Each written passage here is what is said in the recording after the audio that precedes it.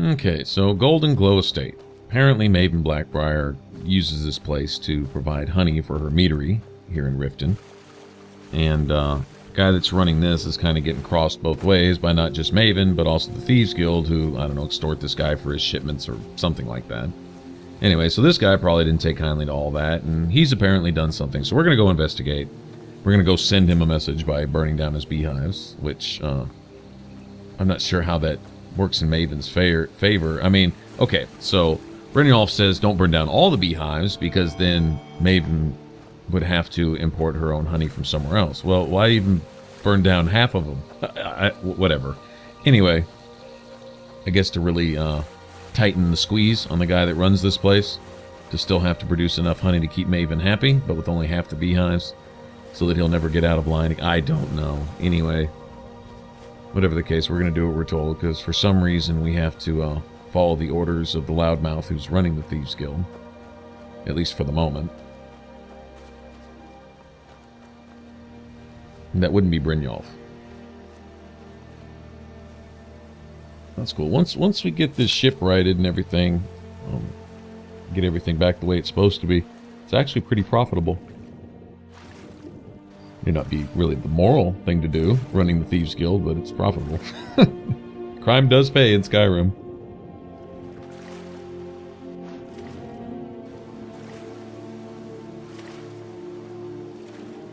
Alright, so to meet this objective, the key is to not burn down the entire field and all the beehives in it, but just to burn down just 3 of them. Now I have accidentally burned down too many before. What I've found is just put flame in your hand and just walk next to a beehive, and you can burn it down just by standing next to it. Apparently they're really sensitive to fire, so... And it also doesn't give you away. There's guards, like, everywhere up here. I can get my jump button to work. That'd be nice. Come on. There we go. Okay. Stop it.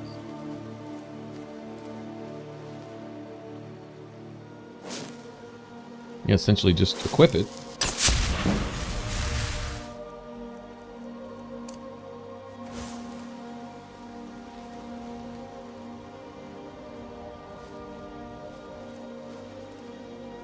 I forgot there's a lot of mountain flowers right here too. Yeah, I'll be taking some of those while I'm here. That's it. Just stand next to it with fire in your hand, and those things just go up.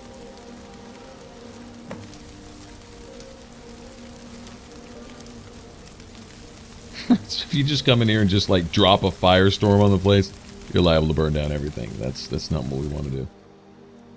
Got to keep Maven happy, at least for now.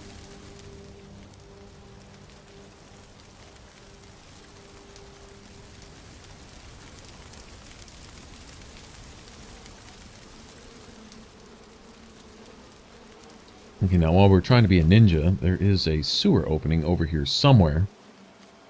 I remember that, and it basically leads under the mansion and right to the front door. You can get clues to all this if you talk to everybody in the Thieves Guild, but I've done this more than once, so... Of course, remembering where that sewer grate is, that's another matter.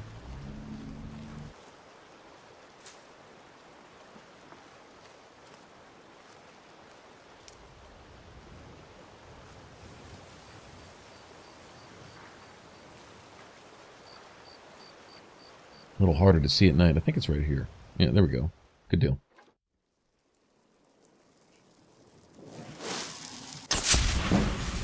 Alright, and once again we find ourselves, well, basically in the sewer. We're sort of in the basement of Goldenglow, basically, but it's still a sewer. Filled with skeevers. Oh, there's a pretty nasty trap right here, and it's pretty slick. Okay, so like, most of the floor at one point here is like covered in oil, but the tripwire that sets the oil on fire is like about halfway in. So if you trigger it and you don't know what's going on, it's pretty hard to get back out of it before you get set on fire.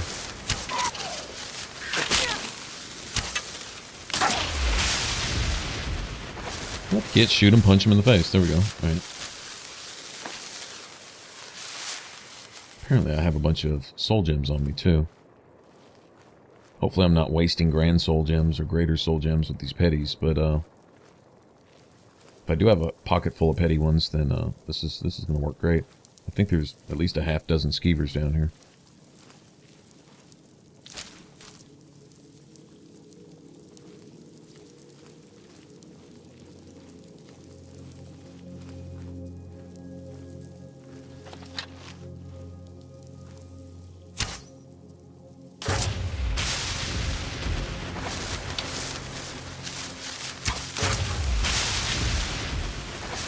Yeah, I do have a pocket full of gems, don't I?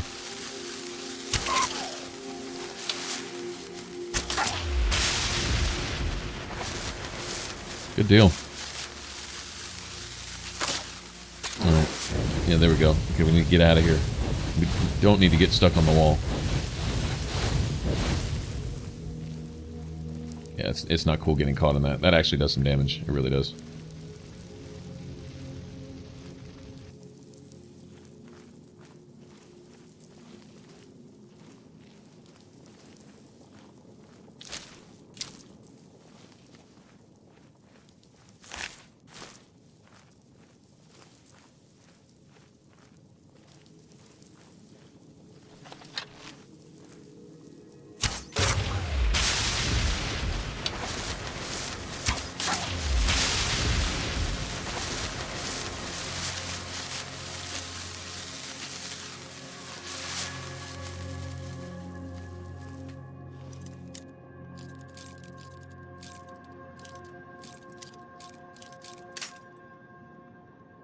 Oh, crap.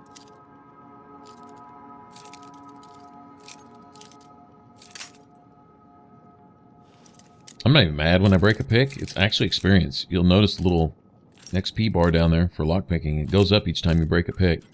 Seems like it goes up a little bit more when you break a pick on a master lock. And honestly, if you had like several hundred picks, you wanted to just raise your lockpicking skill real quick, you could just sit there and intentionally break your picks.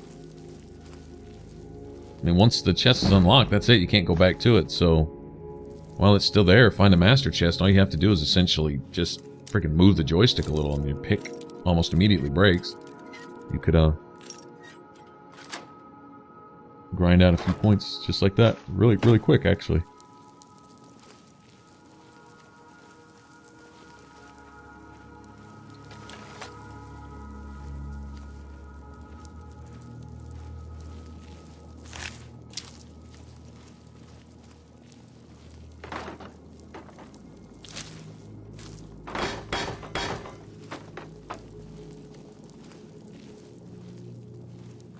Oh, I wouldn't have wanted to take that to the face. Glad that was already triggered.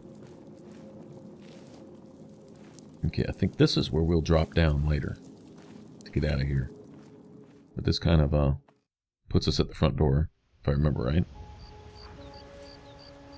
Oh, sure got morning really quick, didn't it?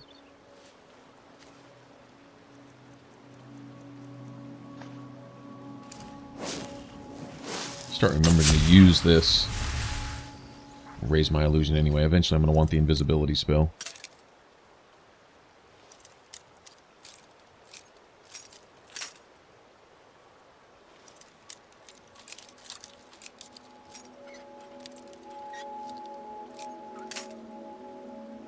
Oh, shit. Go on. Okay. Not cool. Wow. I think I'm right on the sweet spot. Oh, sometimes it seems like you can put a pick in the exact same spot, break it 3 times, put it in there, and it'll go on like the 4th or something. I don't know.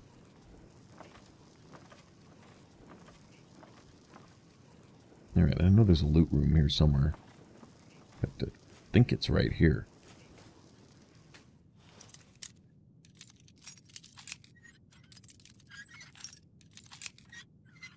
I guess it's fitting that all the Thieves Guild quests send you to places where there's just a crap ton of blocks everywhere.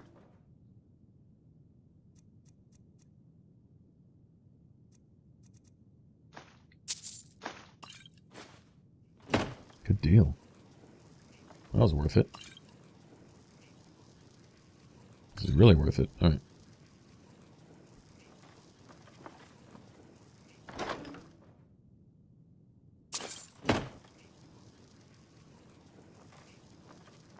It doesn't really matter what I can grab. I can sell it all back to Nelia when we get back anyway.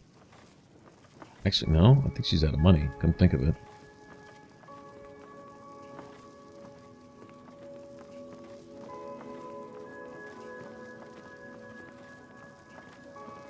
Alright, so we're going to make it through here without alerting any of the mercenaries.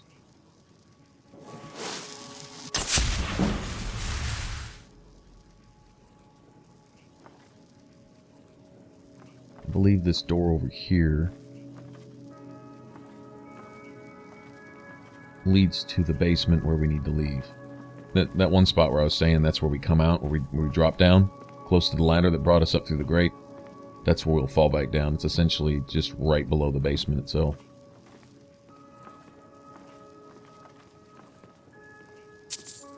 Take that.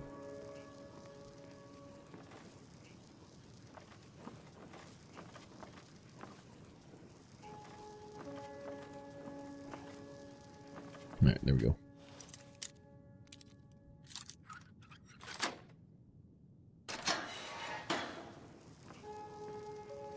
I saw the locks were that easy.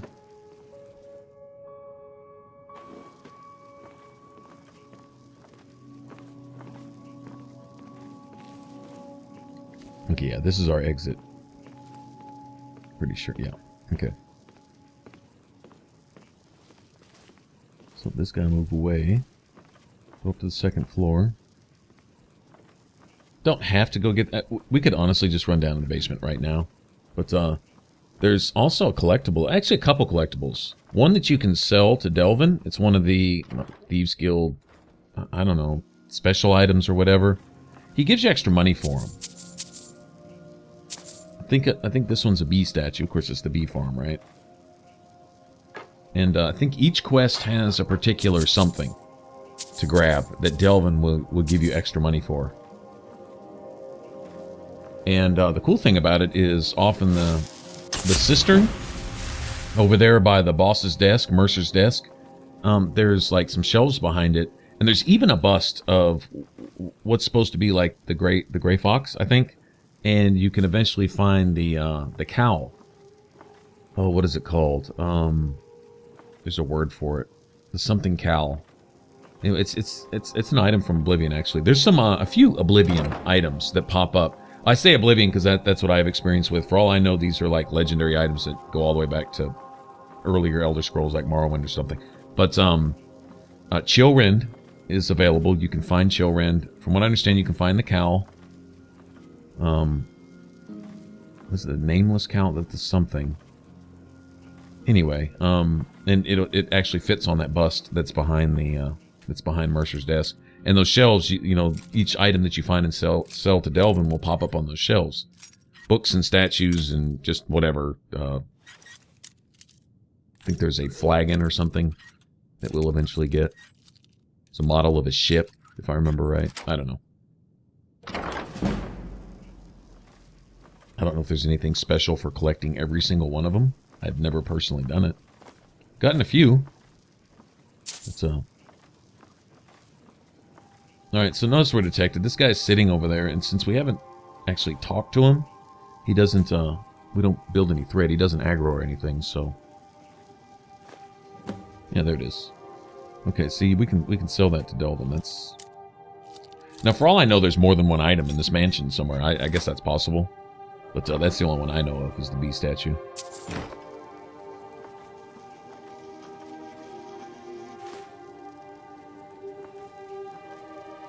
And that I consider collectible for myself. Bee in a jar, just like the butterfly in a jar that we got in that alchemist shack over there by Autumn Watchtower. I'm trying to pickpocket this guy. I think there's like a persuasion intimidation check that you can pass with him too.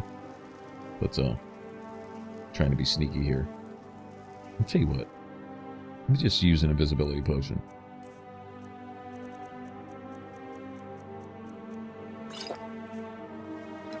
Look at all those potions. When I'm off cam between videos, I'll do like crafting and stuff. If I have a bunch of ingredients and stuff, I'll go just make potions, sell a few. That's really where I do like the boring old shopping thing. Smithing some stuff, enchanting, disenchanting, selling, crafting, whatever, you know, all that menial stuff, you know, the chores, basically. I try to do all that. So sometimes you might catch me with, I don't know, 50 or 100 potions, just random junk that either a local merchant didn't have enough money to buy off me, or that I forgot to sell, or whatever. But it is money in the bank. They don't weigh much, and some of them can be worth quite a bit. Potions worth hundreds each. And, you know, if they only weigh half a pound, you know, you get 20 potions. Okay, that's only 10 pounds of weight, but you might have 3 or 4 grand worth of, you know, or more, you know. So it's a good deal. That and jewelry. I like having that on hand too, because it's not a real burden to carry around, but it's worth quite a bit.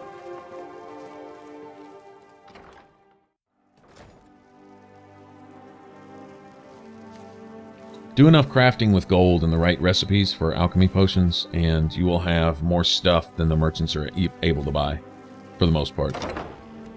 Being able to turn all your iron ore into gold. Like I said, that one spell that we got at Halted Stream Camp, that's just, that is literally a gold mine. And it's so good for crafting too. It's not just money, you know, and having, you know, things to enchant that are, you know, that are worthwhile and stuff, but just making the gold items in and of themselves really just bumps the blacksmithing up quite a bit also. And then, you know, of course, exercising the alteration skill while you're transmuting all your ore from iron to silver to gold. That counts. It's just a win-win all the way around.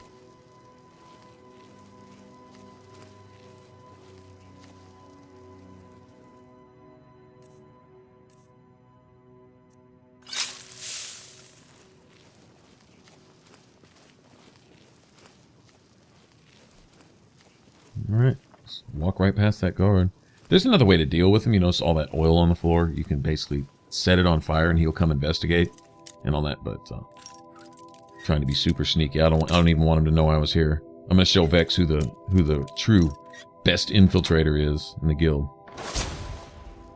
And she gets all self-conscious that we're gonna take her job when we get here. Well, I'll tell you what, every single one of them needs to be self-conscious that somebody's gonna either replace them or put them out of business because they're all failing miserably in their jobs. She couldn't get in here and do this. Brynjolf can't fix anything, can't even squeeze a few gold coins owed him out of some deadbeats in town.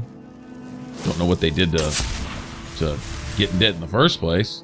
Like I said, I hope it's not some protection racket bullshit. That's yeah, definitely where I draw the line. Alright, so we drop down right here and the ladder should be straight across from us. There we go. Good deal. Alright, let's get out of here. Let's go remember to pick up Uthgerd. I hate leaving followers out in the middle of nowhere and then forgetting where I left them. Not like that's ever happened, but look at this, man. Isn't it beautiful out in the daytime? Look at that, man. Nighttime, too. Actually, the nighttime skies are pretty cool. One thing I kind of wish they would do, and I would say this from Oblivion also, is make the skies more vibrant, I guess. Make the sky, especially when you're out in the middle of nowhere. Like if you're in the middle of town and you've got a lot of lights everywhere, the sky is not going to seem so dark and the stars maybe not so brilliant. But so often, both in Cyrodiil and here in Skyrim, when you're out, like way out in the woods and stuff, the sky should be almost just pitch black and the stars should just be brilliant. I mean, they should be sparkling, gleaming, bright pinpoints of light, and it doesn't really carry across like that. I mean, I know that, you know, there's skies. I mean, if you see a Skyrim sky, if you get a shot of it, you don't even need any of these surroundings in the picture frame. Just getting a shot of the sky, you immediately recognize it. I mean, I totally know that it's their thing, but I kind of wish they were more bright, more vibrant and stuff. I wish the moons were brighter, you know. I'm sure the PC guys have mods for all that stuff to clean all that up and make things look the way they want them to make, but it's just, I don't know. Not nitpicking, just saying. Be kind of cool. But it's beautiful as is. I really like the daytime out in Skyrim. I really do.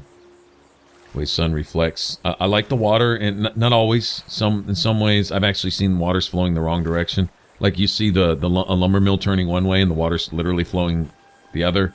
There's a couple lapses in detail that I've noticed, but you have to, you know, go around looking for it. And like I said in an earlier video, I don't want to miss the forest for the trees. Speaking of trees, look at these. That's pretty nice right there. We going? But the overall picture is one that just, it carries over that feel.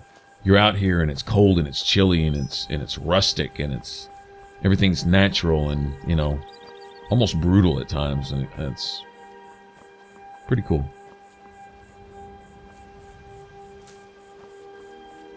And of course the ambient music in the background there, it just adds to it. Makes going from one place to the next enjoyable. It really does.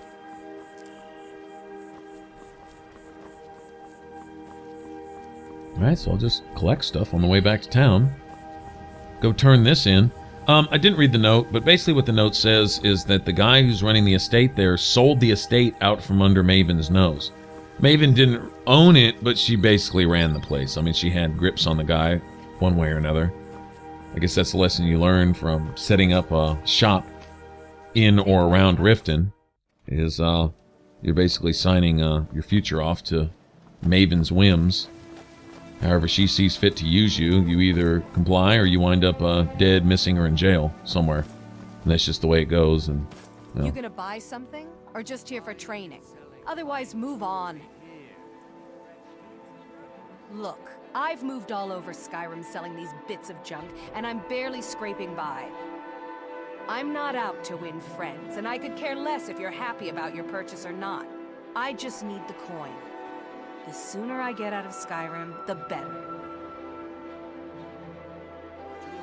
Are you serious? The war is tearing the land apart. The dragons have returned seeking who knows what. Skyrim is going nowhere, fast. If I were you, I'd pack up and get out of here before you end up in one of those burial cairns. Everything I've got on display, really. you know, with that attitude, and as hard as she tries to not have customers, she's the one I shop with the most. What's wrong with me? Seriously. I guess I gotta respect her. You know, if you want my stuff, take it. If not, GTF out of my face. And here I am. Well, of course, she is the only light armor trainer in town. I guess that is one notch in her favor.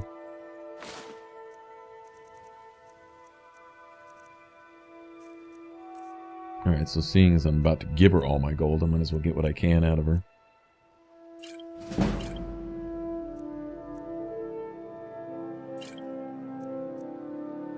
I have a problem with potions, hanging on to ones that I think I might need, but then when I look back, in honesty, except for maybe the very rare exception, I never use them. I never do. Like, okay, in case I run into a frost dragon, I ought to have some frost resistance potions, so I keep a few. Never remember to use them. I just go ahead and just kill the dragon, and then afterwards I'm like, oh, I could have used that. Probably never got hit with the frost breath anyway, but now I just basically just be real about it. I have to tell myself, okay, what you could use and what you actually do use are two different things. Just get rid of that crap. I have to discipline myself on that, or I will literally have like 700 potions. I'll have like 80% of my inventory taken up with just potions. Alright, so let's go ahead and train again. Like I say, we're up in about the 500 per point range. It's nice if we can get enough defense, get enough of an armor rating where we can actually start taking a few hits. That would be great. Beautiful baubles and gleaming gemstones over here. So I'll never have any money if I just keep training like that. That's a little too expensive. One thing that'll always be there to train for me is destruction magic. I can go train in that for some, you know, experience towards my level, and it's cheap because it's not up there yet. I guess one downside of starting with a Breton User Destruction is probably a little higher than if I'd started with, say, a Nord or something. But all the skills that I do use, swords, bows, and stuff, start really low with the Breton, so I get to level a bit more using my primary skills, or the ones, you know, that I'm using all the time, so. Brynjolf, eh? Let me guess. He just plucked you off the street and dropped you into the thick of things without telling you which way is up. Am I right? No, thanks for the compliment, Delvin. See, that kind of attitude comes from someone who wants to get rich and stay alive long enough to enjoy it. We're gonna get along nicely.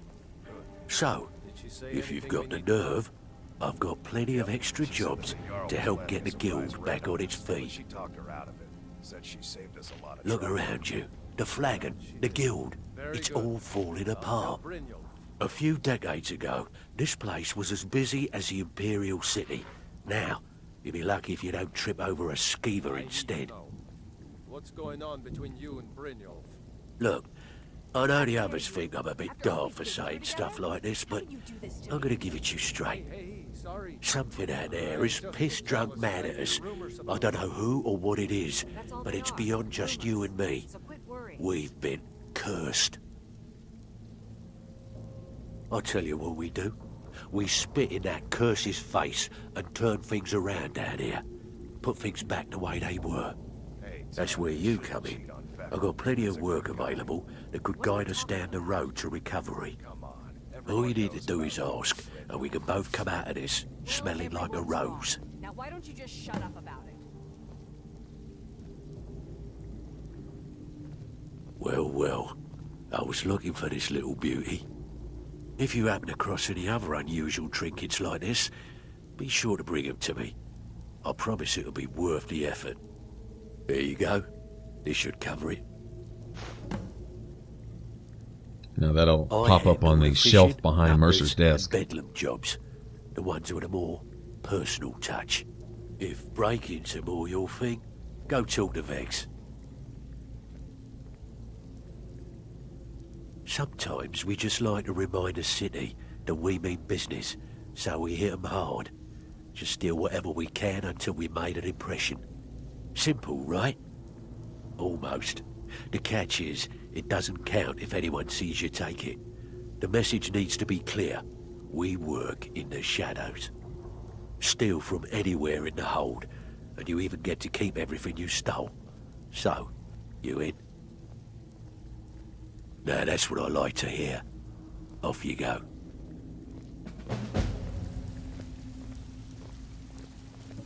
Dirge, did you take out the trash like I asked? Yeah, threw it in the lake like you said. Before we begin, I want to make two things perfectly clear. One, I'm the best infiltrator this rat hole of a guild's got. So if you think you're here to replace me, you're dead wrong. And two, you follow my lead and do exactly as I say. No questions, no excuses. Then we understand each other. Good. Now, it's time to get your feet wet. And I don't want to waste a lot of time talking about anything but business. I'm not going to sugarcoat it for you. We're in a bad way down here. Who knows? Old Delvin thinks it's some kind of curse. I think he's crazy. If you want my opinion, I'd say it's just plain old bad luck. You can get out there and start making a name for us again. Make them start fearing us like they did long ago. And while you're at it, make a little bit of coin on the side. Not a bad deal, eh? I handle the burglary, shell, sweep, and heist jobs. Most of them involve breaking and entering. If you don't like that kind of work, talk to Delvin. He runs the more up-close and personal jobs.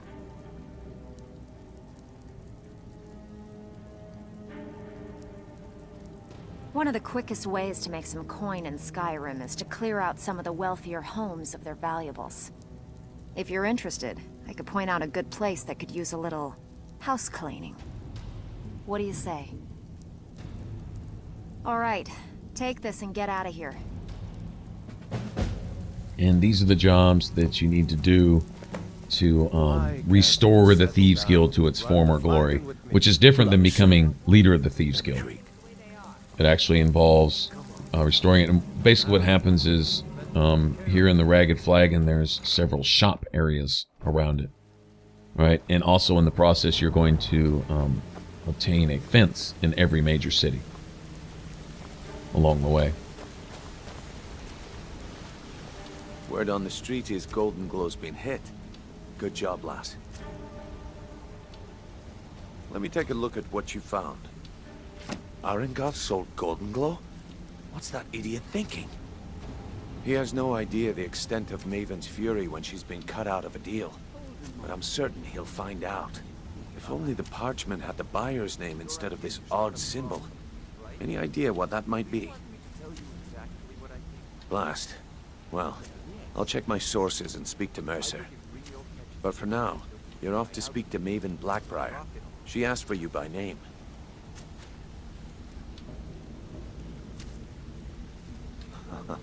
If it was like that, she wouldn't be asking for you. She'd be calling on the Dark Brotherhood. It's just business. That's between you and Maven, and I prefer to keep it that way. Don't worry about it. Maven's business dealings usually involve quite a bit of gold for her people. Of course, your pay. You're smart as a whip, lass. Keep doing right by us, and there's plenty more where that came from.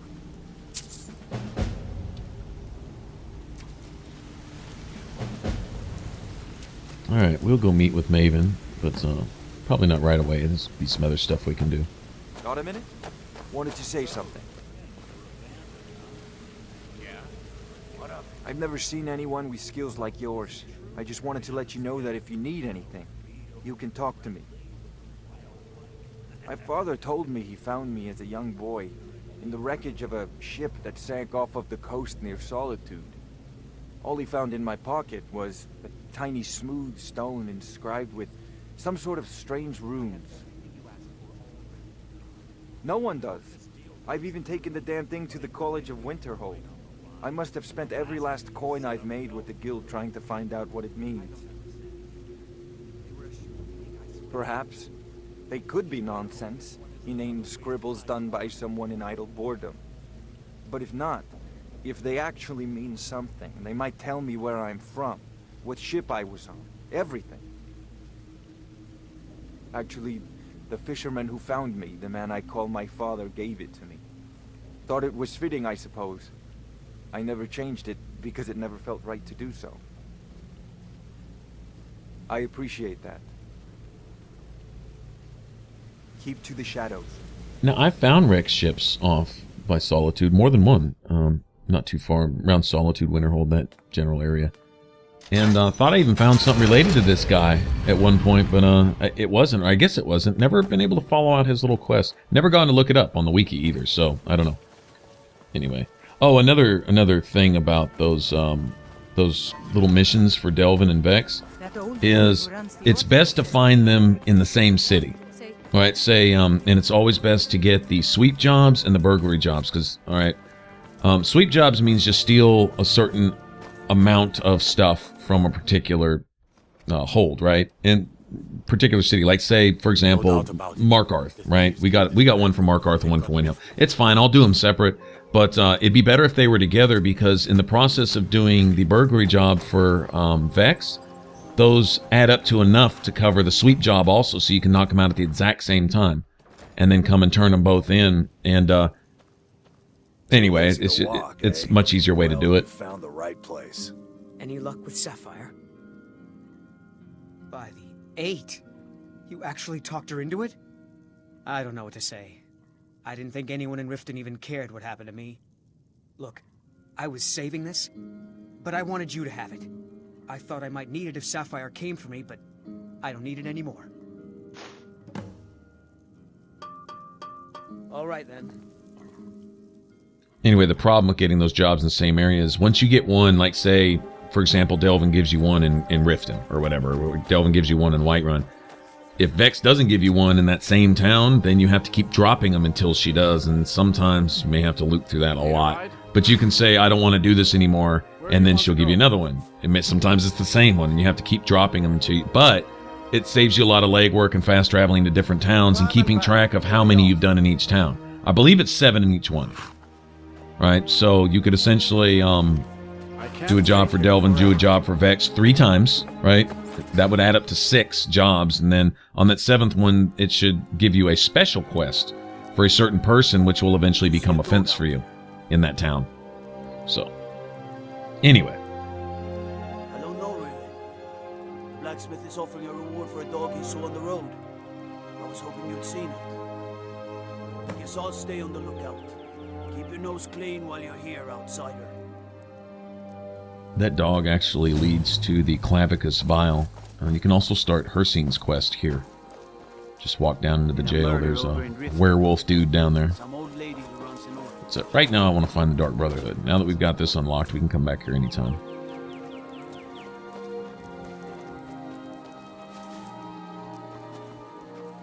And we're going to get some Assassin's mission. We already know where Narfi is, but it's also we also real close to where one of the guys just down the road from Anga's Mill. Know where he's at.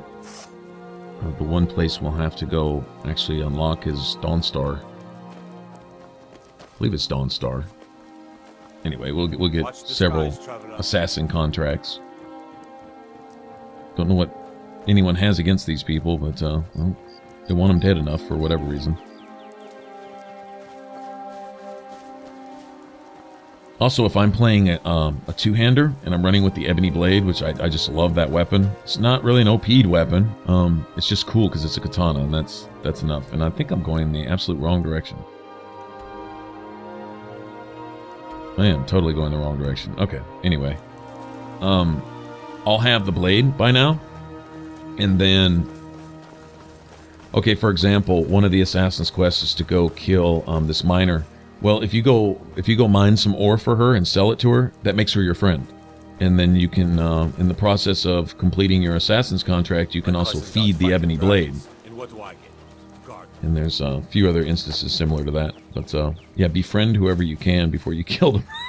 it's so bad. But that's what that blade is all about. It turns the wielders of the Ebony Blade into lunatics because they have to kill their friends to feed it, to empower it. And yeah, it's not crazy. Yeah, that's the catch. That's the irony of that thing.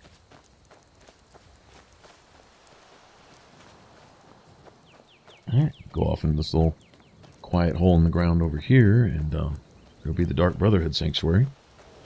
And this is where we'll start the next one. We'll go and talk to Astrid and see what's going on, meet everybody, get our contracts, get our last word for the Mark for Death shout.